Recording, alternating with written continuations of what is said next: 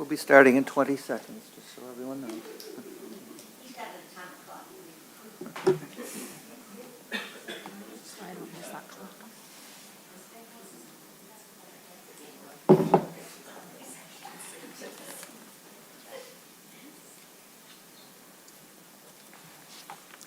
Welcome to this candidate forum for County Commissioner District 3 and State Representative District 14 elections. Today is June 26th, 2024. This forum will be featuring the three candidates who have filed for County Commission District 3. Vote for one for a 4-year term. I will be reading statements from the three candidates who have filed for State Representative District 14 as they are unable to attend. You will vote for one for a 2-year term. Candidates for State Representative 14th District are Democrat James R. Fouts, Democrat Mike McFall, and Republican Barbara Barber. I have statements from Mr. Fouts and Mr. McFall, and I will read them now. First, the statement from Mr. Fouts. Thank you, League of Women Voters, for inviting me. I am sorry I was unable to make it, but hope to do so in the future. I am James Fouts. Some of you may know I was mayor of Warren. I was known as the neighborhood mayor, and before that, the neighborhood councilman. I am now a candidate for State Representative 14th District in the August 6th Democratic primary. I enjoy meeting you at your doors. I was knocking doors in Madison Heights last night and look forward to hearing from you about more of your concerns. During my term as mayor, I was known for answering calls 24/7 and taking care of concerns promptly. I'm proud of the fact that under my administration, we were able to accomplish a lot for residents. I would like to accomplish a lot for you, too. If elected state representative, I will continue to promote initiatives to keep our neighborhoods clean and safe through state aid and state laws. A, I would oppose any state tax increase until inflation, and particularly the high cost of groceries and gas, have been taken care of. B, push and encourage for more funding to address the mental health crisis, more dedicated facilities and programs. C, support our police to get funds for training and more neighborhood patrols. D, more funding for skilled trades education. E, buy local American food campaign and support help for our farmers to bring the cost of real wholesome foods down. F, auto insurance rates are too high, particularly when insurance companies target higher rates for certain areas. G, propose state law which allows pet owners to sue for emotional distress if the pet is killed. After all, many pets are members of the family.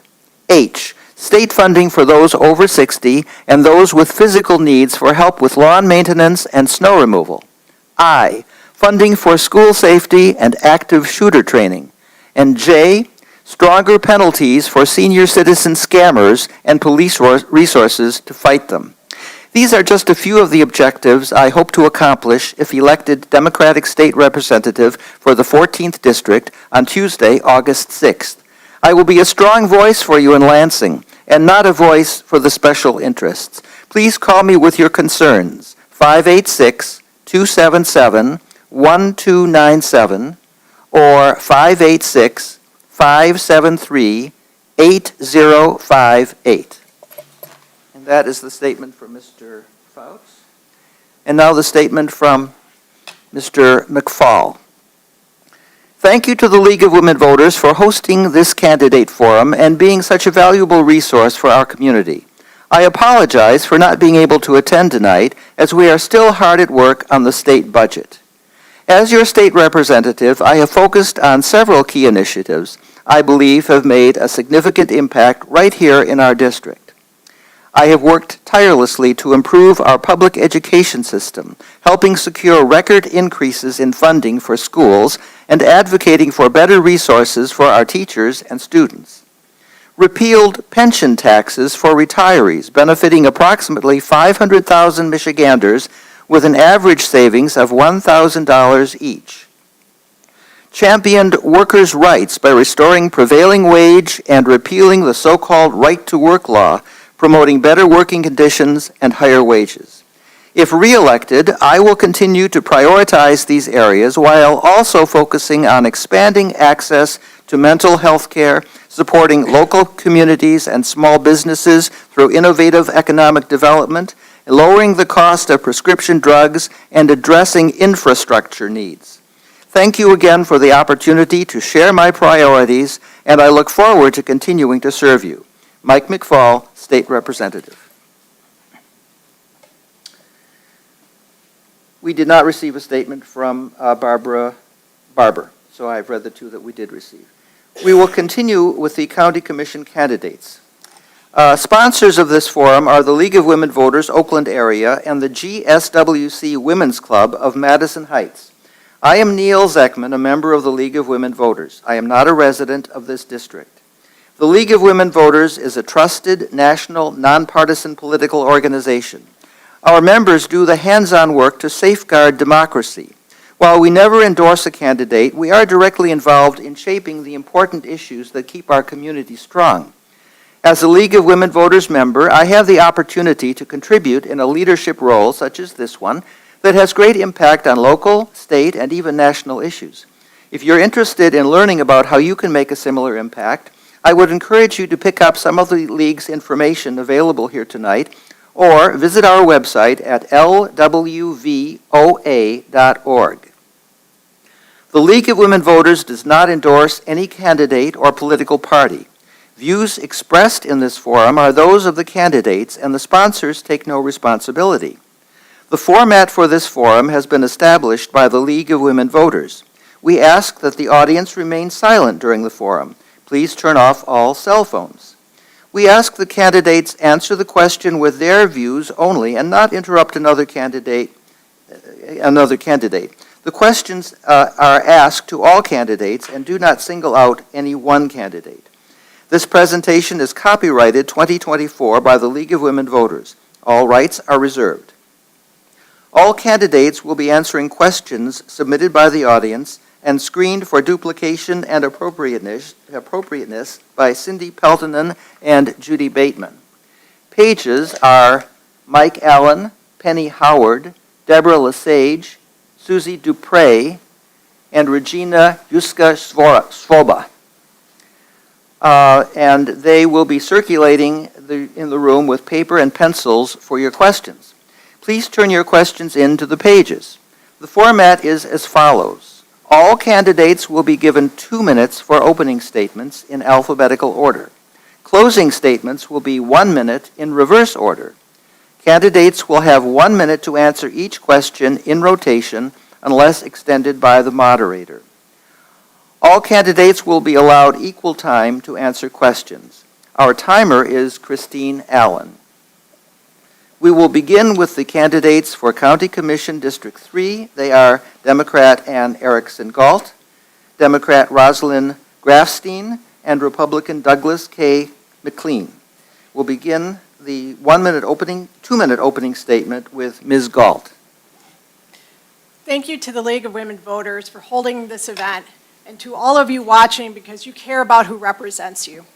I'm Ann Erickson Galt. I am the Oakland County Commissioner for District 3, representing Hazel Park, Madison Heights, and part of Troy. I'm running in the Democratic primary for a new term to continue investing in and bettering our communities. I've lived in Troy for 20 years with my husband and daughter, and I've been an attorney for 27 years. My work as an attorney taught me how to communicate, negotiate, and most importantly, how to advocate for the people that I represent. I grew up in Michigan, the daughter of a steel worker, and my unwavering support for working people has been reflected in the multiple union endorsements that I've received.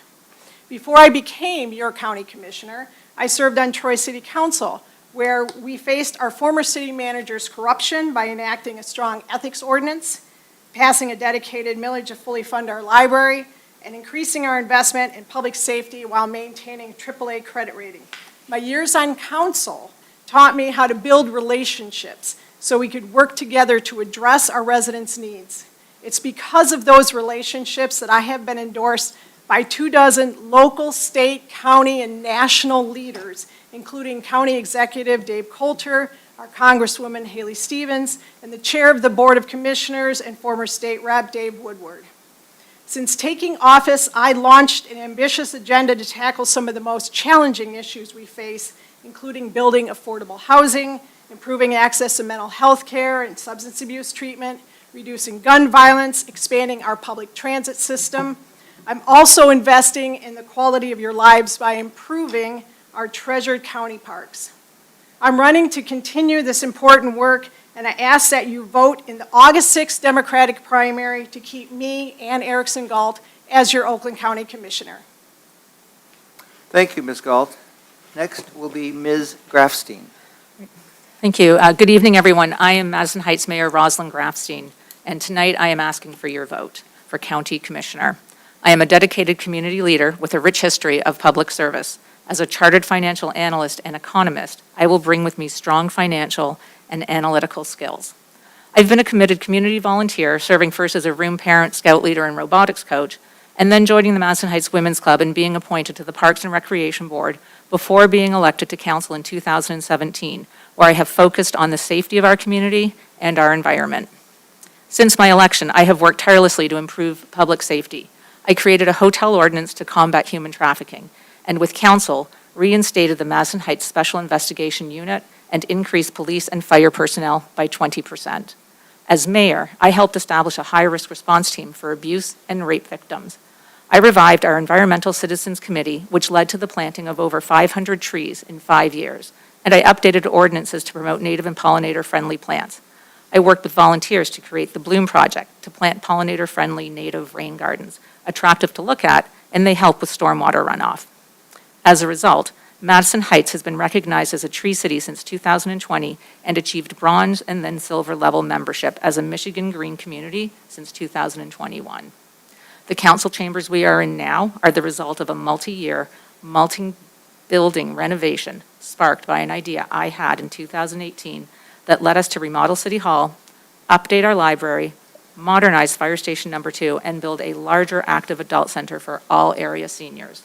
This project allowed us to reduce energy costs and improve services, all with no tax increase. For over 6 years, I have been a responsible voice with a fierce dedication to our community. Now it is time to bring my experience and positive initiatives to the county level. I am asking for your vote. Please vote for Rosalind Grafstein by August 6th. And for those of you who have not had a chance to see our new complex, just reach out to me. I'd be happy to give you a tour. Thank you.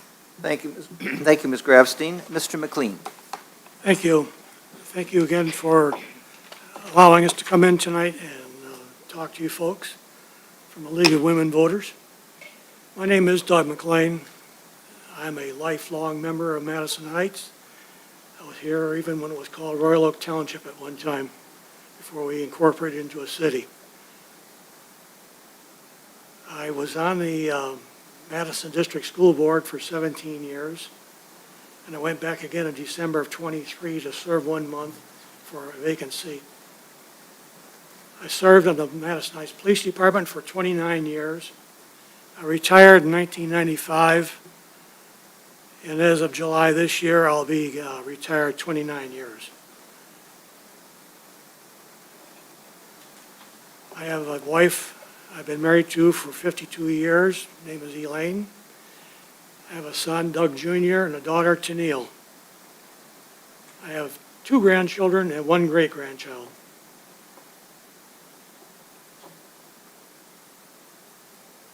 I also served on the Madison Heights City Council for 4 years after I retired from the police department. I was on the Madison Heights Crime Commission from its inception, and I was on there until about 4 years ago, I think it was. And I'm also on the, can't think of the word, Wall of Fame, Madison High School, for people who've put in service, special people who've put in service throughout the city. And we'll finish up there. Thank you. Thank you, Mr. McLean. We'll now begin the question segment of our forum. Most questions will have a 1-minute time limit, and we will begin with Ms. Galt.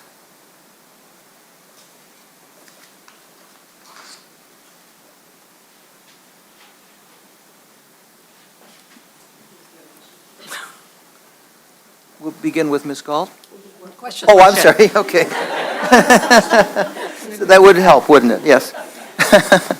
What steps should the county take to aid in the development of affordable housing? Oh, what a wonderful question. In fact, Oakland County and myself personally have been working really hard on affordable housing.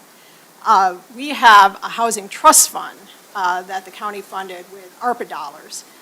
The purpose of the housing trust fund is to provide financial assistance to developers to defray the costs so they can build a housing that's more affordable for our residents. We have several projects in the works. As a member of the Public Health and Safety, these projects are not only helping people find affordable housing, but in one project in particular, we're working on making sure that we have sobriety support for the people that are living there. So we're taking just this multifaceted approach to this. And as if I'm elected in January, I will continue to advocate strongly for additional funding for affordable housing, as it is a very critical issue for our area. Thank you, Ms. Galt. Same question to Ms. Grafstein. Sure. What steps should the county take to aid in the development of affordable housing? Thank you. I think that everything that they are doing, according to the result, sounds like a great plan. I myself have been reaching out to many developers in the area, and one of the big things that I've been working on since 4 years ago is updating our ordinances so that we have our bylaws in place so that it is easier for multifamily and affordable builders to come here. We just approved that in the last couple of months, and it's something that I would love for all the cities in the area to take a look at because it really is a model for them to use. And I think working in conjunction with the county will be very beneficial for that. Affordable housing is really a problem that we have here, and I'm brought to mind a woman who reached out to me a few weeks ago asking if she could live in my garage for her children because they had no institution. My heart went out to them, and I reached out to some to see what help could be provided, but there's a lot of people out there. Thank you, Ms. Grafstein. And Mr. McLean. Oh, same question. What steps should the county take to aid in the development of affordable housing? Wearing hearing aids, and a little bit hearing impaired. So Let me repeat the question then. a little bit louder if you could. What steps should the county take to aid in the development of affordable housing?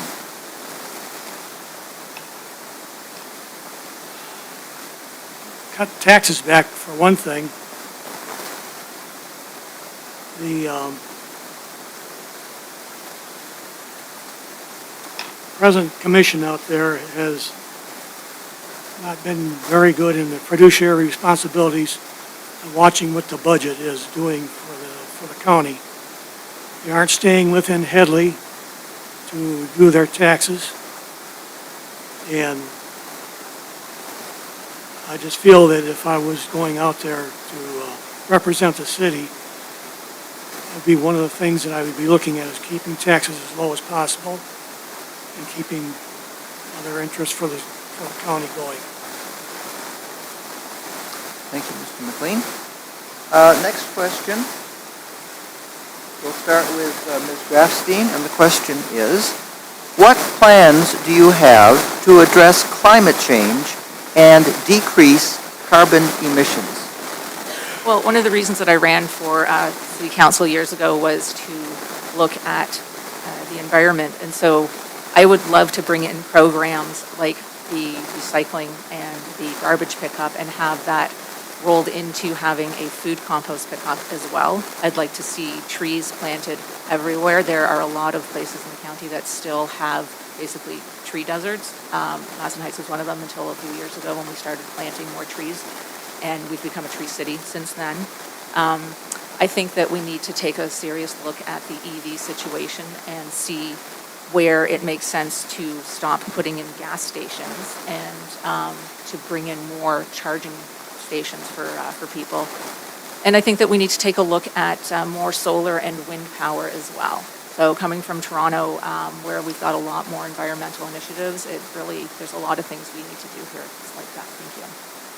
Thank you, Ms. Grafstein. Same question to Mr. McLean. Would you like me to repeat it, sir, or do you have the question? Would you like me to repeat the question? Please. Okay. What plans do you have to address climate change and decrease carbon emissions? Battery-powered cars aren't doing the job that they wanted to do. They're taking energy from one source, putting it into battery power, and battery-powered cars are not doing what they were expected to do. I think that a combination of maybe solar and another type of gas-powered engine to offset the power that's in the car. Also, in the battery-powered cars, they catch fire. They will burn up real fast. Fire departments are hesitant in putting them out right away because of explosions that would occur to the vehicle when water touches the batteries. I like hydrogen power myself. Hydrogen, I think, is the wave of the future. It's clean energy. Thank you, Mr. McLean. And the same question to Ms. Goff. Thank you. Oakland County is entirely on top of this issue. We have an Office of Sustainability at the county. The amazing Aaron Kertel is leading that initiative to try to make Oakland County be a zero carbon footprint by 2050. And we are definitely on track for that. We're also incorporating social justice issues because if anyone knows, often pollution and other climate change issues impact people, lesser income people, traditionally oppressed groups are often the ones most affected by this. We just enacted a materials management board to address solid waste and try to make sure that we are doing as much recycling and handling of solid waste as possible. And I just wanted to point out just the many little ways that the county works on it. I personally, being a member of the Parks Commission, have noticed how the Parks Department works on things such as surface water runoff to try to make sure that we're doing what we can. Thank you, Ms. Galt. We'll begin the next question with Mr. McLean. What are some ideas and plans for improving sustainability for county parks?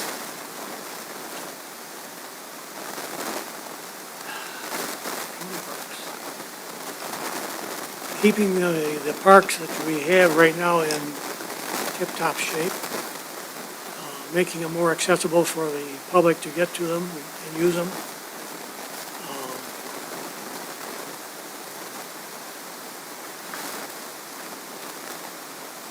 I can't think of anything else.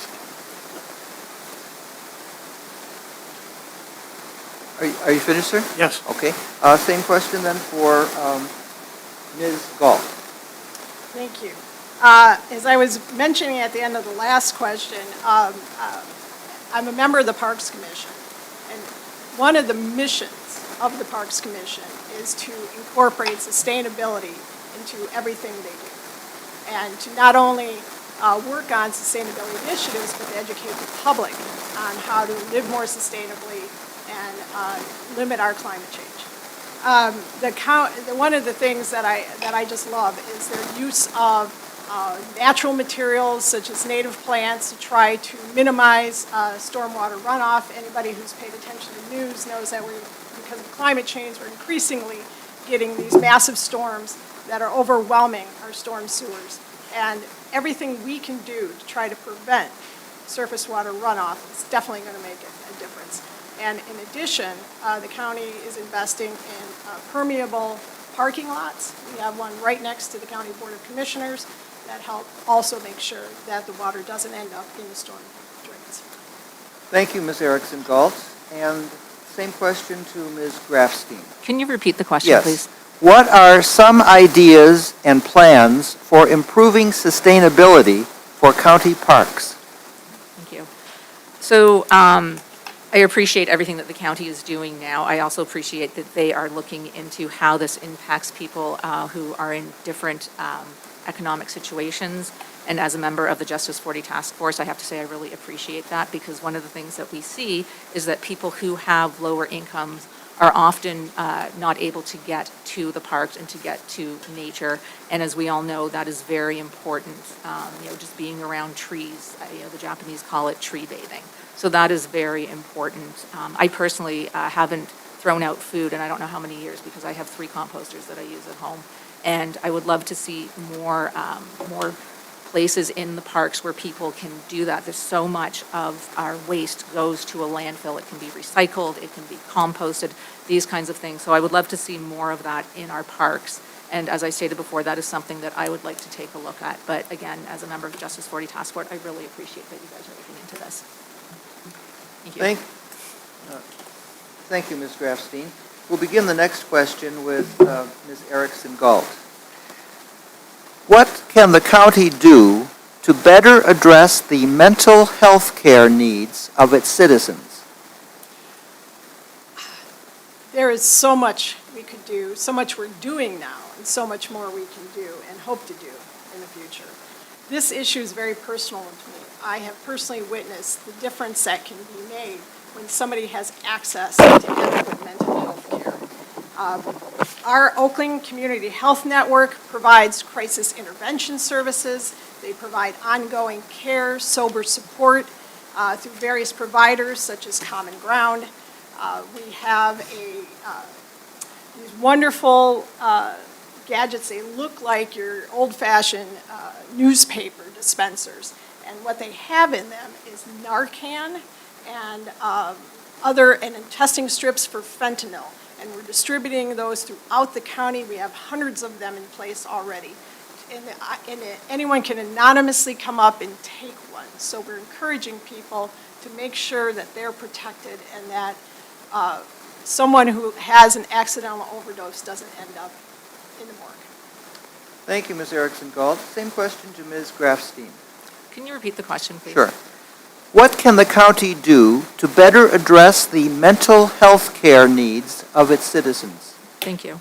So for those of you who don't know, my father was diagnosed as being bipolar 40 years ago. Back then we called it manic depressive, and there was absolutely no support. So my mother started the Manic Depressive Association of Toronto, and a couple of months ago she was honored as being the founder of what is now known as Hope and Me, still going really strong. And I think that mental health is slowly losing its stigma, but it is definitely still there. 1 in 5 people suffer from a mental health disorder. There's something with their brain, just works a bit different. And I think we really need to be finding more people who will get into this industry. One of the problems is that they get burnt out. And, it's something that it really takes a toll on the people who are working with them. But we need to be doing something where people are getting the help that they need before it becomes a crisis, before the police get involved. In most cases, the police should never be involved. It is a medical situation. There is no other medical situation where you would call the police instead of a doctor. Thank you. Thank you, Ms. Grafstein. And Mr. McLean. Same question? Yes. Well, as a police officer, when I first come on the department, they used to do a 3-day commitment on mental patients and take them out to a mental facility out in Pontiac. When Governor Engler took over as governor of Michigan, those buildings and that program was shut down. A lot of things happened to take place on the streets out there today that people are in mental conditions and they need help. I think some sort of facility needs to be opened up and used to take care of these people. Most of your shootings that have taken place and people that are killed or hurt are all done by mentally impaired people who do not have gun permits. Thank you, Mr. McLean. Begin the next question with Ms. Grafstein. What role should the county take in meeting the needs of the rapidly growing 65-plus population and those who care for them? So my mother is in Toronto, but she is 80 plus, and she is very active. But a few years ago, she moved about a quarter of a mile away from where she was living so that she could be somewhere where she could walk to her grocery store, because she knows that at some point she is not going to be able to drive. It's just not going to happen. I'm also lucky and I'm blessed that she's fully cognizant.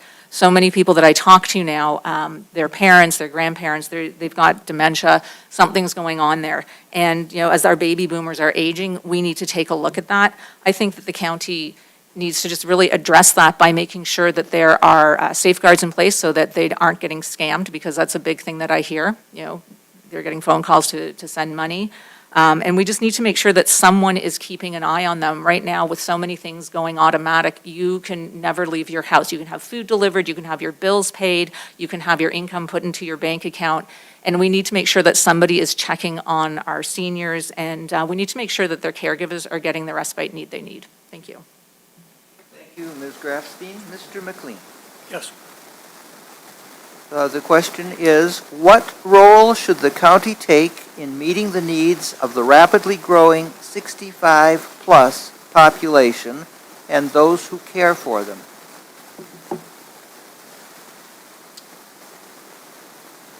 Well, can't use Social Security, that's going broke. I don't want to raise taxes to do something like that. But I think something could be done by looking at the budget and doing a starter program to help people out in that manner. I think, don't we have something right now where we have a bus that, within the city, that picks people up and takes them grocery shopping or wherever they need to go? So something on that order would probably help out. Thank you, Mr. McLean. And the same question to Ms. Erickson-Galt. Obviously, there are a lot of issues with seniors that are making it difficult for them to age in place. Your average senior doesn't want to have to move in order to be able to have a full lifestyle. The county is working on several issues. First of all, we surveyed older adults to see what the issues are that were most important to them. We created our senior blueprint plan, and from that sprung a pilot home chore grant program, whereby local communities can receive grants from the county administered through the Oakland Livingston Human Service Agency that is allowing them to operate local chore projects to help low-income seniors. And that's going to be going through at least July of 2026. We have an Office of Older Adult Services to address the needs of seniors, and a lot of the general things that we're doing for everyone in the county, such as creating more public transit, are going to help seniors to be able to be mobile. So those are some of the things we're doing. Thank you, Ms. Erickson-Galt. We'll begin the next question with Mr. McLean. It's a two-part question, and so we'll give each candidate a minute and a half to answer the question. What are your views on CIT, which is Crisis Intervention Team training for local police officers, and the Health Department's co-responder initiative? Training for police officers is an absolute must. It keeps them out of trouble when times are bad on the street out there. You follow the rule book, and it helps to keep you in line with what you're supposed to do. I'm sorry, give me another part of that question again. Yeah, the second part was, what are your views on the Health Department's co-responder initiative? We used to have, I don't know if it's still in effect right now, people that came out to the site where something might have happened and somebody's really shook up really bad, and those people were brought in to kind of calm them down. I think that's when Gateway Counseling Center was still in the south end of our town. And we had a pilot program on at that time to bring in counselors to help people over rough areas. Now I think they have chaplains now with the police departments that kind of fill in the same mode. Thank you, Mr. McLean. Same question for Ms. Erickson-Galt. So Oakland County has certainly experienced its share of tragedies over the last couple of years. And in each case, there was a mental health component involved. The county has launched about a year or two ago a co-responder program that we just recently expanded to Madison Heights and Hazel Park. And that program puts mental health professionals, embeds them with the police force to try to make sure that if someone's having a mental health crisis, they don't end up being a statistic or being put into the criminal justice system when what they really need is just mental health care. Some of the other things that we're doing to try to improve mental health care and try to minimize that impact of mental health care on the criminal justice system. We are working on doing some public education on red flag laws and safe storage to make sure that people are storing their weapons properly, to make sure that people know. For instance, the most recent tragedy in Rochester Hills could have potentially been prevented if somebody had utilized the red flag law system. And possibly what we need to do is just make sure more people are aware of red flag laws, which allow law enforcement to take weapons from somebody so that they're not harming themselves or other people. Thank you, Ms. Erickson-Galt. And finally, Ms. Grafstein. So I'm very much in favor of the CIT, the Crisis Intervention Training, and I believe that most, if not all, of our police department have gone through that training. We have a wonderful police force here, and I've spoken to police officers in the surrounding cities, and they're great at what they do, but this training is just one piece of it. And the co-responder is very important. And I just want to give a shout out to City Manager Melissa Marsh, because she is the one who spearheaded us getting this co-responder. Her and I were talking about this almost 2 years ago, that we wanted this, and she is the one who pushed for it. And so now Hazel Park, Madison Heights, Ferndale, and Royal Oak are sharing 2 co-responders. They're not on board yet. They're still going through the process. But when that happens, we will have someone who can go out. Unfortunately, there are going to be still situations where the person is just so inside their head and so disconnected from reality that there is still the potential. They're going to see police officers, they're going to see firefighters, they're going to see the emergency responders, and they are not going to be in their right mind in how they are acting. And we need to do something so that those can be flagged, so that those can get the care, so that you don't have to wait until you are suicidal to get the care that you need, because people need care sometimes, and you can't wait until they're in a crisis. That's it. Thank you, Ms. Grafstein. We'll begin the next question with Ms. Erickson-Galt. What steps would you take to reduce the population of nonviolent offenders in Oakland County jails? So, again, what we were just talking about could definitely make a big help with that. If we were to divert more people to mental health treatment rather than criminal justice system, I know for a fact that our jails are some of the largest mental health care providers in the country. So being able to make sure that people get treatment rather than jail time. And we have treatment courts in Oakland County, both in our circuit and in our district courts. And those courts work hard to try to put people into a treatment program rather than make sure that they're in the jail system. I'm also a big proponent of programs to eliminate cash bail. I think cash bail is debtor's prison. It puts people in jail who aren't necessarily violent offenders and who simply don't have the financial resources to be bailed out. And so we need to do more to make sure that nonviolent offenders have the ability to be released rather than put in jail while they're waiting trial. Thank you, Ms. Erickson-Galt. Ms. Grafstein. So I would agree. There are a lot of people who are in jail and they shouldn't be there. They need mental health care. And again, there is no other illness or medical condition where somebody calls the police. There just isn't. And we need to be getting involved before they get to that point. If you take a situation where somebody is in a psychotic episode, they don't know that they are. They don't understand it. They're going to see if they're paranoid, and they are going to see everybody as being the enemy. And they may end up, not intentionally, but they may end up in a situation where a police officer, or firefighter, even a mental health professional says, right now, we need to just, sedate this person, take them down, do that kind of thing. It is not a good situation. And again, we need to have interventions much earlier than them becoming a crisis. And everything that is being talked about is what do we do when we get to that point? What people don't seem to recognize is that there are people who are suicidal walking among us, and you don't know from day to day because you don't know. They seem normal, they act normal, they're happy, they're smiling, they go home, and it's over. Thank you, Ms. Grafstein. And Mr. McLean. Yes, I believe that talking to the judge, the 43rd District Court, all three of the districts, Ferndale, Hazel Park, Madison Heights, a representative from the police department, either the chief or somebody he may pick to designate to talk, and the probation department from which all sentencing guidelines are brought from to the judge.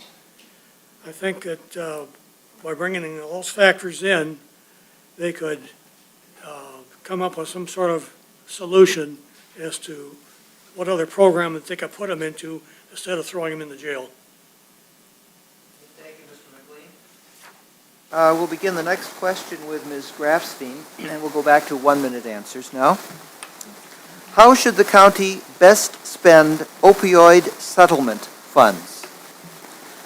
That should be spent on our law enforcement, and it should be spent on programs that will help people not become addicted. The opioid pandemic was just, it was horrible.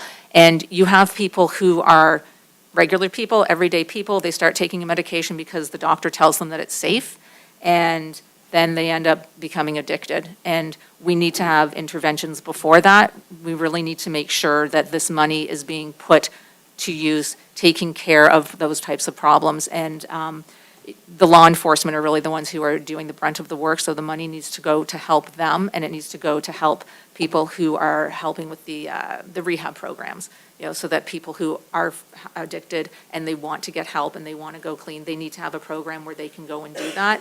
And it's not something that's necessarily financially affordable for many people, so the opioid settlement can go to that as well. Thank you, Ms. Grafstein. Mr. McLean. One more time on the question, please. Yes.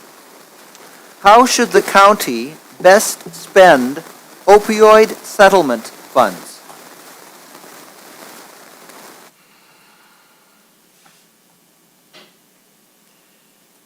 Perhaps having those funds directed towards a doctor who would administer them, try to get them off the drugs that they're on.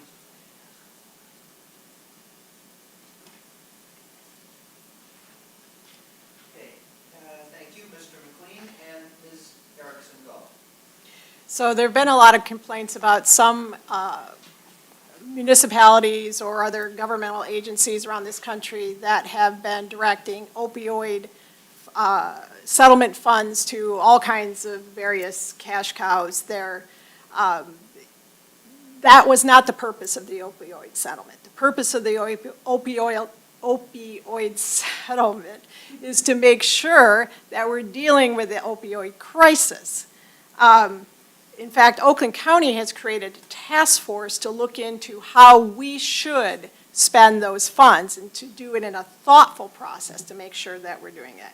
I personally will be pushing for those funds to be spent on the source of the problem, making sure that people have substance abuse treatment, and to the extent that somebody is using opioids to self-medicate, that they're getting the mental health treatment that they need.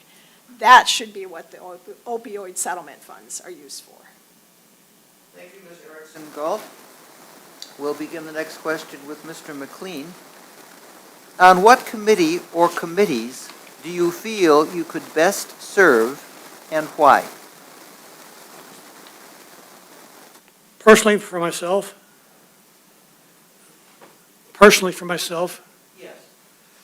well, I've been on a lot of committees. I've been on the Gateway Counseling Committee, Board of Directors, when I was on the school board. Did that for 17 years. I was on the Crime Commission when they first started that up here in the city, and I was on there for 29 years, I guess, something like that. Then I dropped off when they started paring the commission back from its original 12. I think they've dropped down to 6 or 4, something like that. And if any of those things come in and, into play, you can always take whatever you learn there and take it and move it on to a different spot. Thank you, Mr. McLean. And Ms. Erickson-Galt. Thank you. I currently serve on two standing committees, Legislative Affairs and Governmental Operations, and Public Health and Safety. I also have the privilege of serving on Oakland County's Parks Commission. I really was happy to be appointed to that commission because I get that opportunity to continue the legacy of former Commissioner Gary McGillivray. I know that was something that was very near and dear to his heart, and it's very important to me as well. Legislative Affairs and Governmental Operations is an oversight committee. We're looking into governmental operations, obviously, as the name dictates. Public Health and Safety is the thing probably after Parks Commission that I feel most strongly about. That's where we're dealing with some of these very serious issues such as affordable housing, the mental health crisis, and just generally making and public safety. You know, public safety is a very important problem. So, and county spends the lion's share of its budget on public safety. So happy to serve on those 3 committees. Thank you, Ms. Erickson-Galt. And finally, Ms. Grafstein. Well, I think that if I'm elected, I'm going to be the new kid on the block, and I'm not going to get much say in which board or commission I'm going to be on. And I say that because that seems to generally be how it is, which is, I'm fine with that, because I think there's a lot of different boards that are out there on the county side that I would be interested in. As a chartered financial analyst and an economist, I'm very interested in the budget and the finance side. You know, with my background with environment, nothing professional, just what I've done with the city and on my own and the schools. I would be interested in doing something with the environment. And then as a member of the Justice 40 Task Force, any of the social justice issues or boards or committees that the county is looking at doing, I would be interested in working on that. And then finally, I am a co-chair on SEMCOG's Economic Development Council, so I'm very interested in economic development as well. So wherever the board, conversations go, I expect I would be happy to find a place there. Thank you, Ms. Grafstein. We'll begin the next question with Ms. Erickson-Galt. What skills do you bring to the position that will help you work effectively with commissioners who are of a different political affiliation? Yeah. So as I mentioned earlier, I previously served on Troy City Council. And on Troy City Council, we have people of all political stripes, as you often see on city councils, because they're nonpartisan bodies. So I learned to build relationships with people who had differing opinions from me, and as a result, we were a consensus vote on almost everything that we did on Troy City Council. We got along like gangbusters. And we didn't agree on everything. We absolutely didn't agree on everything, but we worked together for the betterment of everyone in the community. And I've carried that over to working at the commission. I've worked hard over this, since I've been appointed to this position, to build relationships with people, not just people from an opposite party, but people even within my own party, to make sure that we're all working together to promote the business of the people, because that's why we're there. We're there to represent our constituents, not to score political points. And so that's very important to me, to have those relationships. Thank you, Ms. Erickson-Galt. Ms. Grafstein. Can you repeat the question, please? What skills do you bring to the position that will help you work effectively with commissioners who are of a different political affiliation? Thank you. So I'm also coming from a nonpartisan role, and 6 years ago, when I first ran for city council, I had support from Democrats, from Republicans, and from Libertarians, and I even had a few Green Party people who were supporting me, because in the end, it was people who thought, you have some really good ideas, and I think that you are going to take your commitment and you're going to get these things done. And that was what was important, and that's the way that I've worked. And then during COVID, when I became mayor during COVID, there was still a lot of questions about what was happening, and I ended up working with a number of different leaders across the state that didn't necessarily share the same views as me on certain things, but for the bulk of things where we were looking at and what we wanted to do for the betterment of people, we agreed on that. And I think with our council, the bulk of our votes, I would say, are generally unanimous. We do sometimes have a 4-3 or a 5-2 or the odd 6-1, but it's important because we all come with different views and we all want what's best for our residents. We just might have different ideas on how that is. Thank you, Ms. Grafstein. And finally, Mr. McLean. Yes, having worked on the school board for 17 years and on city council for 4 years, both nonpartisan positions. However, we do know when we sit here, somebody might be a Democrat, somebody might be a Republican. I'm here to work for what is best for the people of the county or for the city. I'm there to make sure that their fiduciary responsibilities are being met. Thank you. Thank you, Mr. McLean. We'll begin the next question with Ms. Grafstein.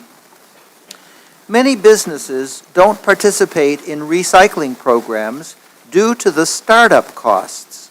What could the county do to encourage recycling in public spaces and private businesses? There are a number of things that the county can do. One is in the county parks or any county business to make sure that there are clearly labeled receptacles for compost. I know you asked about recycling, but for compost, for recycling, and then landfill. I do see these coming about more.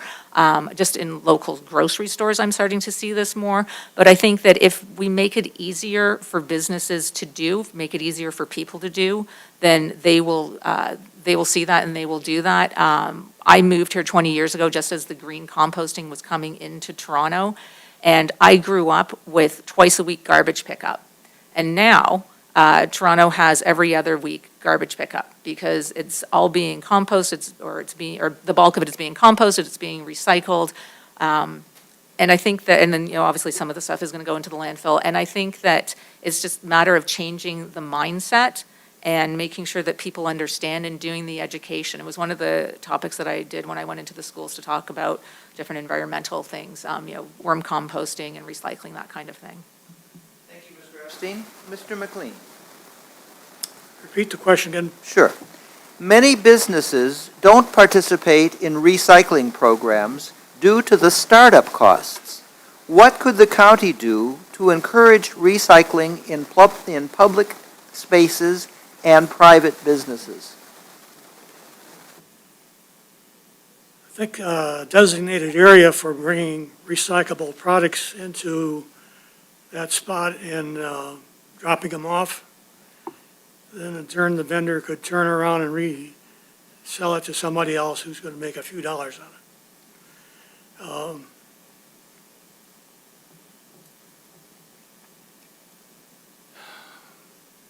I know what they're talking about because you throw your trash out and you got all kinds of plastics in there, which I don't think should go to a landfill. I think they should be recycled to put to a better use. Thank you, Mr. McLean. And finally, Ms. Erickson-Galt. Thank you. As I mentioned earlier, we just recently enacted a materials management board that's going to be dealing with solid waste, not just recycling, but all issues of solid waste in the county. This is something that was created by state statute. They're going to be looking at a variety of issues, not only recycling, but making sure that hazardous materials are properly taken care of. That board itself could be looking into issues of how we encourage and promote recycling. We could be encouraging less waste to begin with. Part of the problem with recycling is there's a myth that everything's recyclable, and it's simply not. Most single-use plastics are not truly recyclable. And so we need to look at trying to encourage people to not create the waste to begin with. That could be a public education program. Also, I would be open to some sort, if what's holding businesses or individuals back from recycling is financial, I would be open to some sort of grant or loan program that would help businesses get the ball rolling so that they can understand how recycling is going to benefit their business. Thank you, Ms. Erickson-Galt. The last question will be to Mr. McLean first. Mr. McLean, what issue is your priority for the county? I'm sorry to get the first part of the question. I'm sorry? I didn't hear you. The question, what issue is your priority for the county? That would be something I've been looking at for a while. I would like to see the taxes go back down lower. They aren't staying within Headley for we're doing the taxes for the county. I don't think that the Transportation Act was looked at close enough. I believe that the buses are running with maybe one or two people on them. There's not very many people on these buses at all running. And I'd like the upkeep on the buses, the insurance, the cost of driving by the driver of the bus, the insurance for him or her, and also the cost of the bus itself and the fuel. So that's one of the programs I was looking at. The other one is that the building downtown Pontiac that the commission has been looking at to buy. Your time has expired, Mr. Oh, I'm sorry. We'll answer the same question to Ms. Erickson Galt. It's a no-brainer, mental health care and substance abuse treatment. We reach crisis levels. I think that nobody can deny that we have a mental health crisis in this country. Part of the problem with the mental health crisis is that we don't have adequate treaters to take care of all the people who need mental health services. I know for a fact that the county health department is looking into what they can do to help increase the pipeline of people going into mental health treatment as education or profession, and I absolutely support that and would fight to make sure that they have adequate funding to make sure that that happens.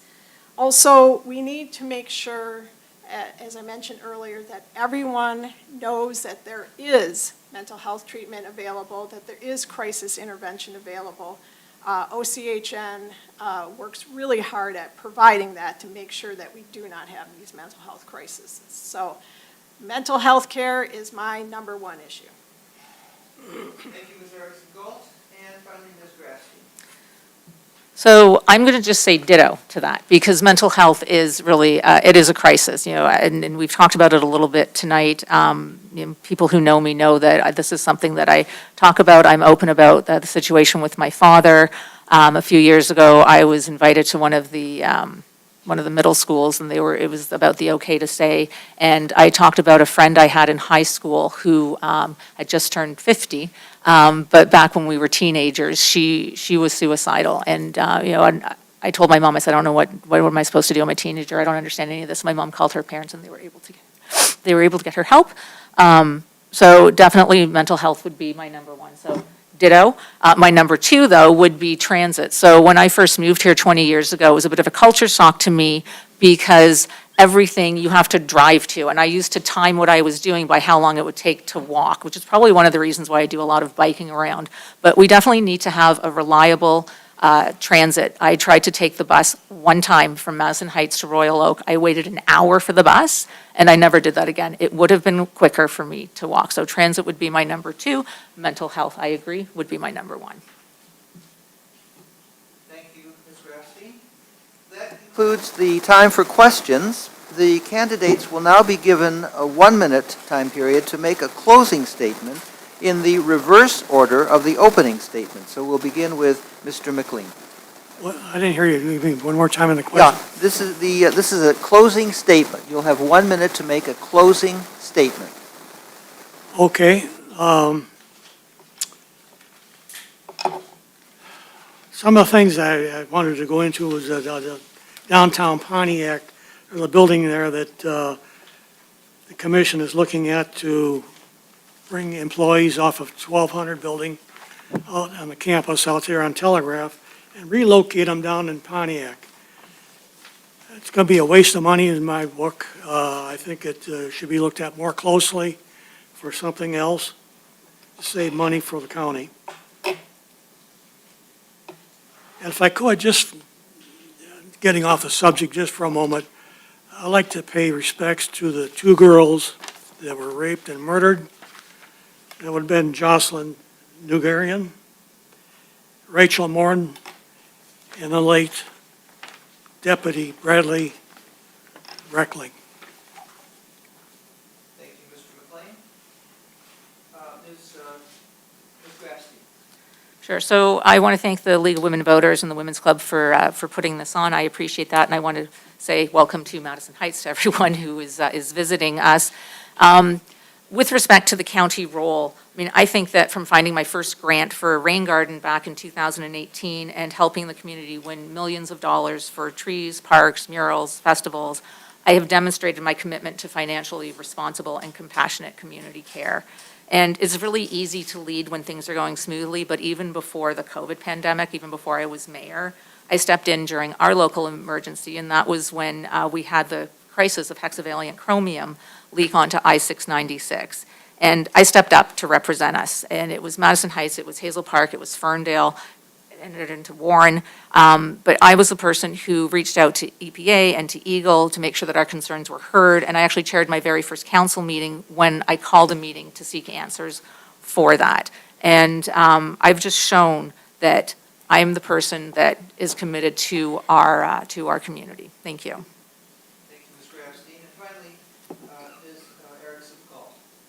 Thank you again to the League of Women Voters for this opportunity to hear from the candidates, and I appreciate all of you who've taken the time to listen to what we have to say. If you vote to keep me in this position, I will continue working to improve your communities and better your lives.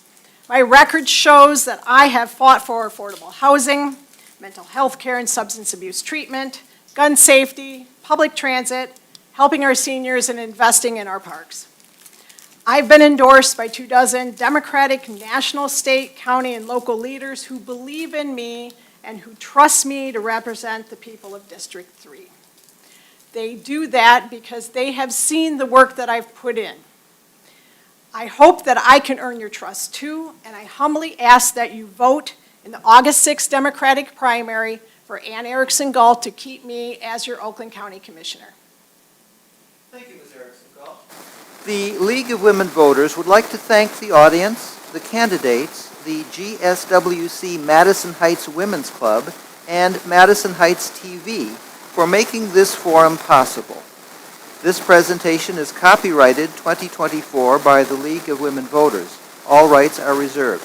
Any recording of this forum can only be shown in its entirety. A link to view this forum will be on the LWVOA website and on YouTube. The League of Women Voters is funded by contributions from concerned businesses and citizens.